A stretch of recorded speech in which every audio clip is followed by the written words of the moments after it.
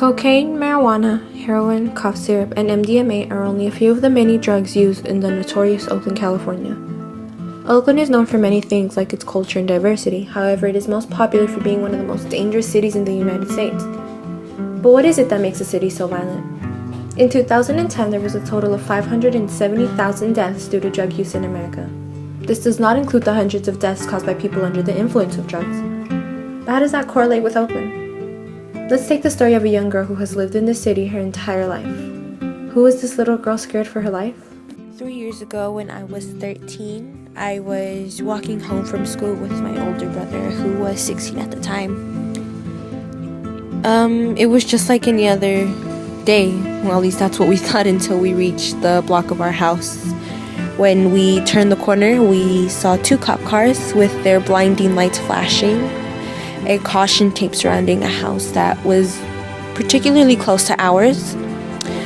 It was only until we reached our house that we were told that someone was shot and killed in their vehicle, and the reason was because of drug dealing in the area. I guess living in Oakland, a scene like that, it's not rare. It happens more often than it should, obviously, but this time it was different.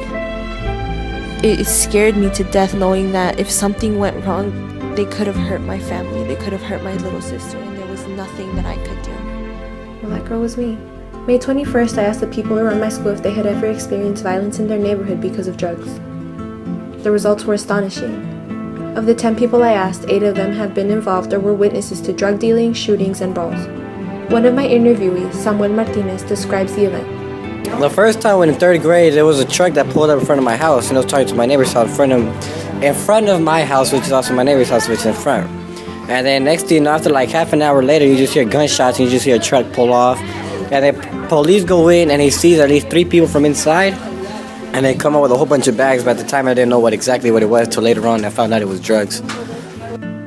People as young as the age of 13 are exposed to such violent events. But let's get a different perspective from 2 police officers who deal with the issue of violence caused by drugs on a daily basis.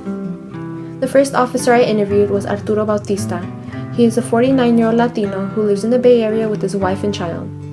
Ever since he was in high school, he has always wanted to join the police force to serve the community that raised him. Towards the end of his high school years, he joined the Oakland Police Academy, graduated, and began working in the field.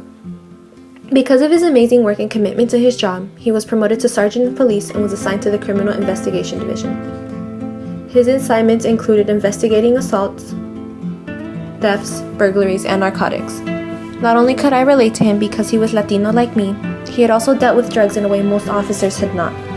He patrolled in a community doused in drugs. Just by listening to him over the phone, I could hear his many years of wisdom in his speech patterns and in his confidence. Due to his busy schedule, he called me last minute for a phone interview. When I asked him whether or not drugs were an issue in Oakland, he laughed. 2 days later, I finally realized what he meant. The second and last officer I interviewed goes by the name of Rudy Bowers, a retired sheriff deputy with 26 years of law enforcement experience. Currently, he trains other officers at a company called Strategic Threat Management. This is what he said. Have you dealt with drugs in this community? I dealt with drugs at this school about 2.5 hours ago.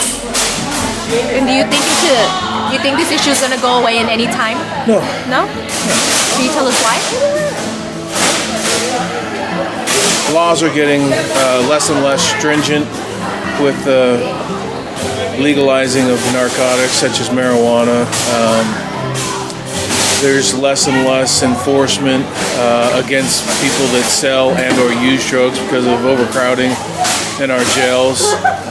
So therefore, there's less of a deterrent for those that sell and or use narcotics. Eventually, it'll be within your lifetime, I'd say by the time you're old enough to vote, that no one will be going to prison for selling narcotics. It'll be fines and cites and things of that nature. It's an unfortunate situation that we're involved in right now. And one more question: why do you think that places like Oakland deal with more drug issues than places that are? Well, statistically speaking, San Francisco, and you can look any of these things up, it's the methamphetamine capital of the world. Not of the United States, but of the world. Oakland is the way it is because of the social, economical structure that it is. You look across the street from the school, there's a halfway house. You look up and down the streets, you've got uneducated, poverty-stricken individuals. That's the same wherever you go, may it be Richmond, Oakland, or any high-crime areas. People refuse to break out of where they've been brought up. Of the thousands of arrests I've made in Richmond, most of the people I arrest in Richmond have never left Richmond in their entire life. A lot of the same things in Oakland. They never leave Oakland. So without education, without family structure, without a mom and a dad, and without the proper upbringing, they're doomed for failure. And it all starts at home. If you have parents that give you guidance, and you're more apt to succeed. There are trap houses on every block, drug dealers on every corner of the street, and now there are drugs in my school. After staring at a blank paper for 2 hours trying to think of something to write, I began to wonder why. Why is it that drugs are such an issue in places like Oakland? What makes people resort to drugs? Why is it that Oakland has such a high poverty rate despite the recent improvement in the economy? To find the answers to these questions, I had to look beyond the surface and dig deeper. In all honesty, doing this was especially hard for me. Coming from Oakland, I've gotten so used to blaming the drugs and the people affiliated with them that I forget that things are always more complicated than they seem. While trying to find the answers to these questions, I came across an 18-year-old female named Melinda Montereso. She grew up in a really rough part of Oakland with high poverty and homicide rates. Despite all of the challenges she's had to overcome, she broke the status quo and was the first member in her family to graduate high school and currently attends Mills College. When interviewed, she said, "I got really lucky. I wasn't supposed to be where I am now. I was set up for disaster.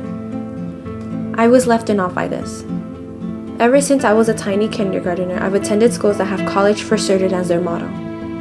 I remember my teachers telling me that if I think I can and work hard, I will get smart and go to college. But was my dream going to be taken away from me because of where I come from?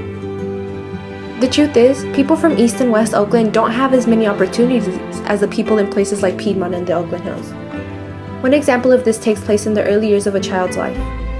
Rich families can afford to spend thousands of dollars on an enrichment program for their children, so by the time they get to kindergarten, they are way ahead of the low-income families who can barely afford to have a roof over their head. As time goes by, the gap in the children's educational performance continues to grow to the point where catching up is nearly impossible for the child who didn't have the resources needed to succeed. By living in the less privileged places in Oakland, there is already a much lower chance of graduating high school than in higher income places.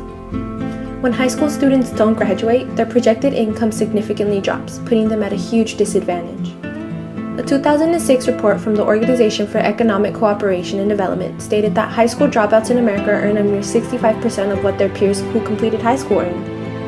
Most people resort to dealing with drugs when they don't have enough money to survive. That's why drug dealing is such an issue in places like East Oakland and not the Hills, because East Oakland is primarily made up of lower income people. What is the blame for people not having the sufficient money for resources needed to succeed? Income inequality and unfair wealth distribution are the real problem in Oakland, not the drugs. This issue is so huge, Barack Obama himself addressed it as the defining challenge of our time. Let's take a look at an example of this problem currently present in my community.